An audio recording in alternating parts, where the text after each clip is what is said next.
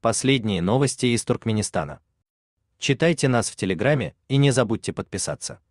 В Туркменистане снова заставляют собирать хлопок работников бюджетной сферы. Вывоз людей возобновили в Марийском и Лебабском вилаятах, хотя еще в середине сентября учителей и медиков из этих регионов не привлекали к сбору хлопка. Даже в начале октября казалось, что в Марийском вилаяте дело обстоит еще лучше, чем месяцем ранее. От хлопковой повинности избавили работников коммунальных служб, банков, домов культуры, железнодорожного депо, спортивных организаций, вспомогательных и музыкальных школ. Никто не выезжал на хлопок и не сдавал деньги на наем сборщиков. Наблюдатели Turkmenews сообщали, что проезжая мимо полей, было видно, что там практически нет людей, собирающих хлопок вручную. Лишь на небольших делянках, размером в 2-3 гектара, можно было видеть сборщиков, но не бюджетников и даже не наемников, а самих дихкан, работающих семьями и помогающих друг другу по-соседски. А на больших полях работали комбайны. Казалось, что все радикально изменилось в лучшую сторону. Не смущал даже тот факт, что в некоторых организациях, в частности Горводоканале Мары и в железнодорожном депо, появилась новая повинность. Каждого руководителя приписывали к конкретному комбайну, работу которого он должен был обеспечивать. В случае поломки куратор обязан был на своей машине подвезти запчасти со склада ремонтного предприятия Абах-Измат.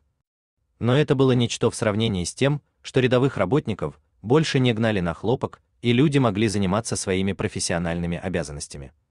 Большинство из них считали, что избавление от принудительного труда – это заслуга нового хикима Марийского вилаята Бегенч Марата Аразова. Теперь же все вернулось на круги своя. Бюджетникам сообщили, что лафа кончилась, и они должны отправляться в поле. В некоторых школах Лебабского вилаята на хлопок посылают пока лишь технических работников, но в других учебных заведениях с учителей стали требовать деньги на наемников. Ставка 30-40 манатов в день. Так, в Дашагузском вилаяте с сотрудников тоже начали собирать деньги, причем сразу 200 манатов в месяц. Деньги идут якобы на наем сборщиков хлопка. Однако сотрудники не уверены, что наемники действительно существуют. Возможно, руководство просто обогащается за их счет.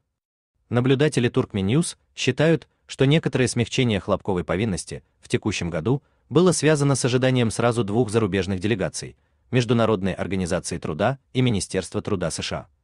Источники на местах сообщают, что визит американской делегации якобы уже состоялся. Туркменистан не признает наличие проблемы принудительного труда. На государственном уровне утверждается, что большую часть хлопка в стране давно собирают комбайны.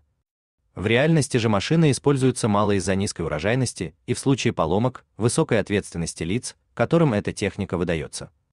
Власти страны и лично президент Сердар Бердымухамедов могли бы решить проблему использования принудительного труда одним своим выступлением по государственному телевидению, где местным чиновникам было бы запрещено мобилизовывать работников бюджетной сферы, а всем гражданам давались бы четкие указания, куда жаловаться в случае нарушения чиновниками президентского указа.